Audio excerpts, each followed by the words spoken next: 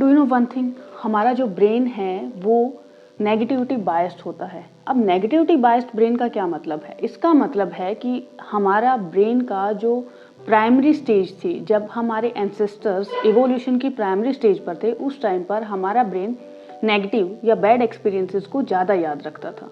वो इसलिए ताकि वो सर्वाइवल में उनको हेल्प कर सके।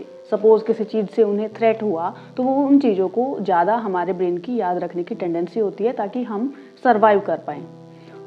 हमारे इवोल्यूशन की स्टेजेस बहुत क्रॉस हमने कर ली हैं, बट हमारा ब्रेन जो प्राइमरी ब्रेन है वो अभी भी नेगेटिविटी बायस्ड है। इसलिए ये हमारे जो नेगेटिव एक्सपीरियंसेस होते हैं, जो हमारी बैड मेमोरीज होती हैं, उनको ज़्यादा अच्छे से याद करके रखता है।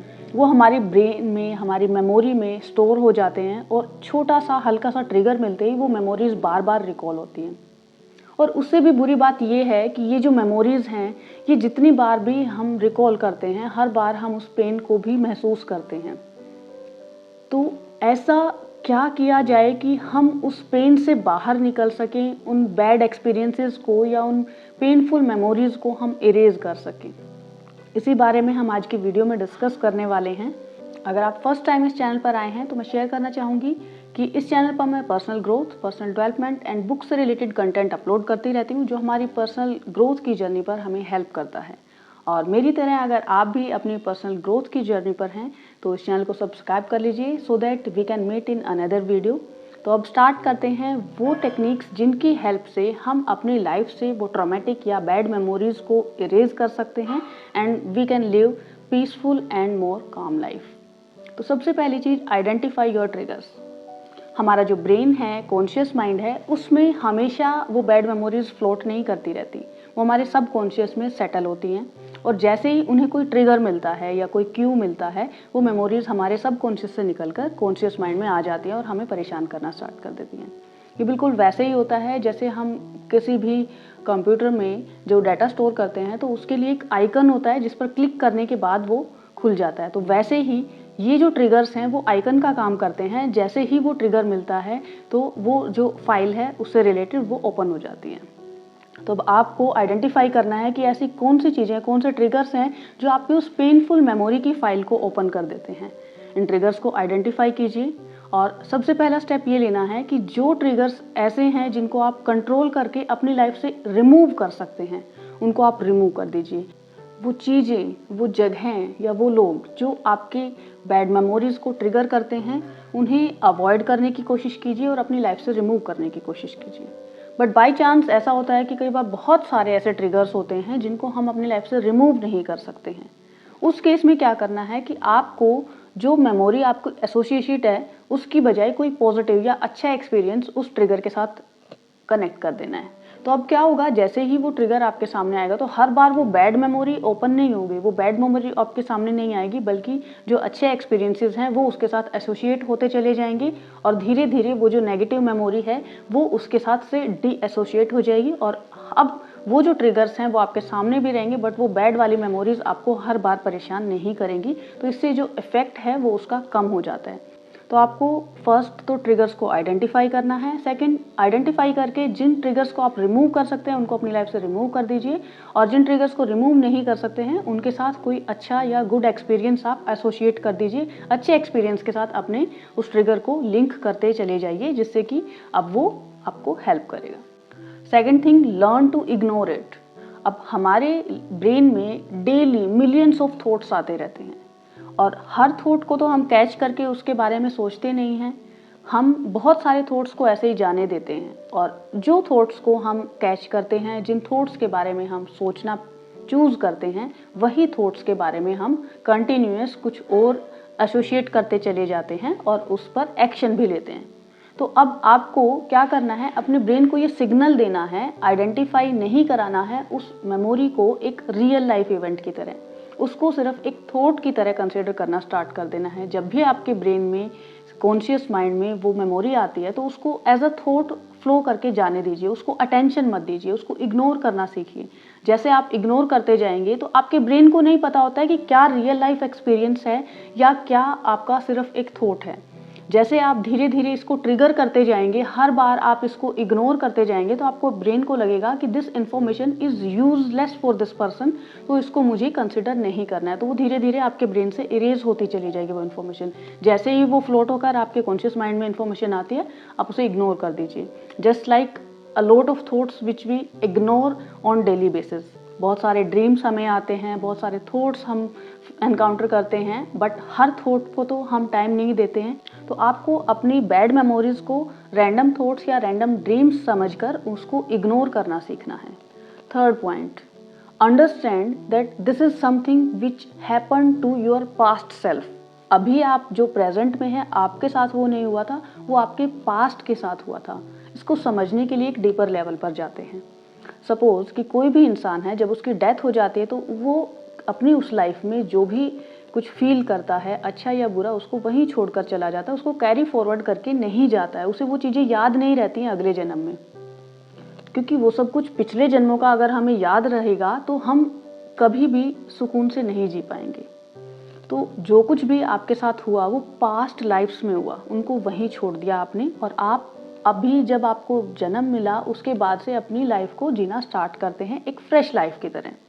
तो साइंटिफिक स्टडीज़ बताती हैं कि 1 साल के अंदर हमारी बॉडी का हर सेल टोटली चेंज हो जाता है, यानी 1 साल के अंदर आपकी पूरी बॉडी आपको दोबारा से नई होकर मिलती है।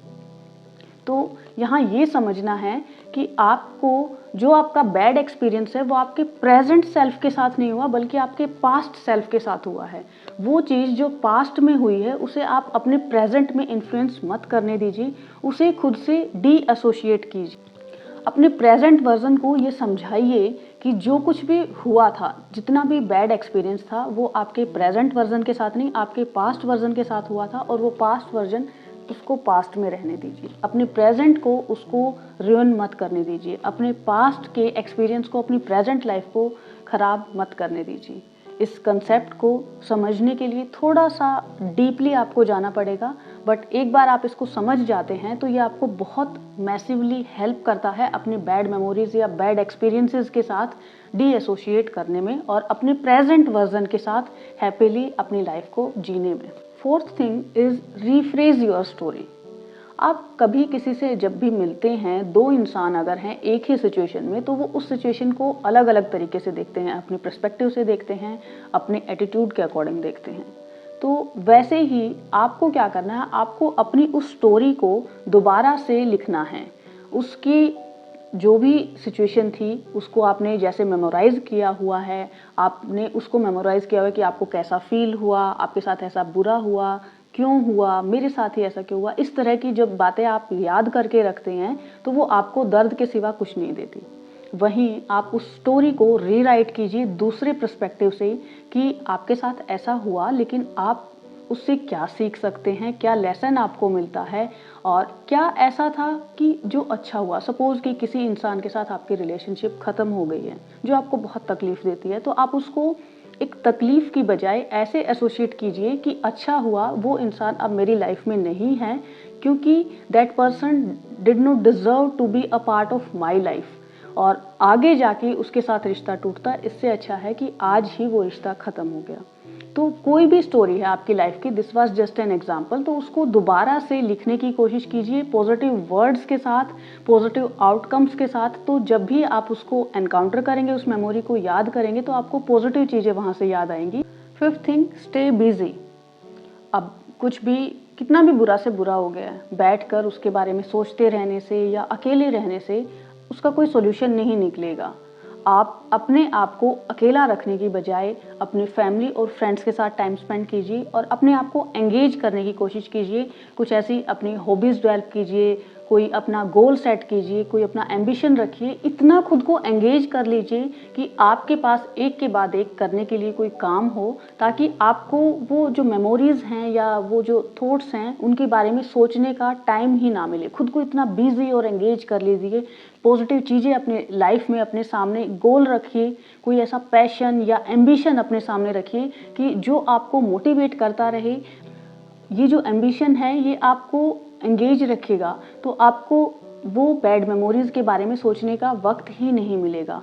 सो this is also a very good way to engage yourself, क्योंकि जब हम खाली बैठे रहते हैं, कुछ काम नहीं कर रहे होते हैं या अकेले होते हैं, तो उस टाइम पर हम रुमिनेट करना स्टार्ट कर देते हैं। सोचते सोचते हमारे थॉट्स जो हैं वो फिर से वहीं उस नेगेटिव एक्सपीरियंस पर जाकर अटक जाते हैं। तो ओवर थिंकिंग ना हो, इसलिए अपने आप को एंगेज करने की कोशिश कीजिए। ज़्यादा से ज़्यादा समय दूसरे लोगों के साथ बिताइए और किसी पॉजिटिव या एक्टिव काम में खुद को एंगेज रखिए। Sixth thing, accumulate good memories. अब हमारे पास जो भी कुछ होता है हम उसी को तो देखते हैं ना। अगर आपके पास बैड एक्सपीरियंस हैं, बैड मेमोरीज हैं, तो आप सिर्फ उसी पर फोकस रखेंगे। लेकिन जब तक आप उस चीज़ को वहाँ पर छोड़कर आगे मूव ऑन नहीं करेंगे, तो आपके पास और कुछ होगा ही नहीं उसके अलावा सोचने के लिए। तो आपको उस चीज़ को वहीं पर छोड़कर आगे बढ़ना है सबसे पहले तो। जैसे एक ट्रेन होती है, वो स्टेशन के बाद स्टेशन छोड़ती चली जाती है और आगे बढ़ती चली जाती है, तो वैसे ही अपनी लाइफ की गाड़ी को भी आगे बढ़ाना है और उन बैड मेमोरीज को वहीं पास्ट में छोड़ देना है। उसके बाद जब भी कोई चीज़ आपके पास होती है, उसको अगर आपको कम करना है तो किसी दूसरी चीज़ को बढ़ा दीजिए। आप इसको अगर निकाल नहीं सकते हैं तो दूसरी चीज़ को बढ़ाएंगे, तो वो दूसरी चीज़ जो बढ़ी हुई है वो आपके पास इतनी ज़्यादा एक्युमुलेट हो जाएगी कि ये चीज़ आपको दिखाई ही नहीं देगी उसके सामने। एक लाइन आपके ने ड्रॉ की हुई है, उसको अगर छोटा करना है तो उसका सबसे आसान तरीका है कि एक और लाइन आप ड्रॉ कर दीजिए जो उससे बड़ी हो, तो वो आपको छोटी लगने लग जाएगी। तो वैसे ही अपनी लाइफ में आपने कितना भी ट्रॉमा या डिफ़िकल्टीज़ फेस की हैं, आप गुड मेमोरीज़ को एक्युमुलेट करना सीखिए, गुड मेमोरीज़ को जोड़ना सीखिए अपने दिमाग में, वो हैप्पी थॉट्स को एक्युमुलेट करते चले जाइए। फिर आपको अपनी ये जो प्रॉब्लम्स हैं उसके सामने कुछ भी दिखाई नहीं देंगी। Seventh point, live in the present moment. आपके साथ जो कुछ हुआ वो पास्ट में हुआ और उसे आपको छोड़कर आगे बढ़ना है, मूव ऑन करना है। आप इस चीज़ को मत देखिए कि आपके साथ कौन था या आपके पास क्या था। जो कुछ खो चुका है उसे छोड़कर आप उस चीज़ पर फोकस कीजिए कि प्रेजेंट में आप कहाँ हैं, आप क्या हैं और आपके पास क्या चीज़ें हैं, क्या रिसोर्सेज हैं, कौन लोग हैं जो आपको सपोर्ट कर रहे हैं। Live for yourself in the present moment. Live for the people who are supporting you, who are there for you. जो लोग आपको सपोर्ट कर रहे हैं, जो लोग आपको हेल्प कर रहे हैं, उनके लिए और अपने लिए अपनी लाइफ को जिए, बजाय कि अपने उस पेन को याद करके खुद को बार बार तकलीफ देने की। तो प्रेजेंट मोमेंट में जीना सीखिए और प्रेजेंट मोमेंट में रहते हुए अपने फ्यूचर के बारे में सोचिए।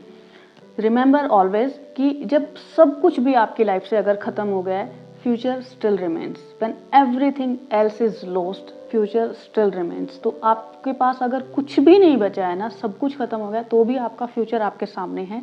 अपने प्रेजेंट को यूज़ करके अपने फ्यूचर को बनाइए। अपने पास्ट के बारे में सोच सोच कर अपने प्रेजेंट और फ्यूचर को बर्बाद मत कीजिए। Ninth point, seek support, ask for support. अगर जो भी चीज़ें मैंने आपको बताई हैं उनमें से कुछ भी काम नहीं कर रहा है, आप बहुत परेशान रहते हैं, आपको समझ में नहीं आ रहा है कि आपको क्या करना चाहिए, तो आपको डेफिनेटली किसी काउंसलर से बात करनी चाहिए या फिर किसी ऐसे ट्रस्टेड इंसान से बात कीजिए जो आपको सही सॉल्यूशन दे सके, जो बायस्ड ना हो और आपको सही रास्ता दिखा सके। जब आप किसी से बात करेंगे या किसी काउंसलर से बात करेंगे तो वो आपको इस सिचुएशन से बाहर निकलने में आपकी हेल्प करेंगे और आपको अपनी लाइफ में दोबारा से अच्छे से खुद को जीने में, अपने प्रॉब्लम से बाहर निकलने में आपकी हेल्प करेंगे। ये लोग काउंसलर या फिर आपका कोई ट्रस्टेड इंसान है, वो आपका सपोर्ट सिस्टम बनेंगे और वो आपको इस ट्रॉमेटिक या बैड एक्सपीरियंस से बाहर निकलने में आपकी मदद करेंगे। किसी से सपोर्ट लेने के लिए खुद को रोकना नहीं है, हेजिटेट नहीं होना, ये नहीं सोचना है कि वो मेरे बारे में क्या सोचेंगे। थिंग्स हैपन विद पीपल और गलती हमसे भी हो जाती है, गलती किसी दूसरे से भी हो जाती है, बट उस एक्सपीरियंस के साथ खुद को टॉर्चर करना या खुद को परेशान करते रहना is not the right way. Seek support, ask for help if you need it. 10th point, last but बहुत इंपॉर्टेंट है, डोंट यूज़ सब्सटेंस अब्यूज़। बहुत बार लोग क्या करते हैं कि उनकी लाइफ में कुछ भी बुरा होता है तो वो उसको हैंडल नहीं कर पाते हैं, इमोशनली वीक हो जाते हैं और फिर अल्कोहल या ड्रग्स इस तरह की चीज़ों का सहारा लेते हैं।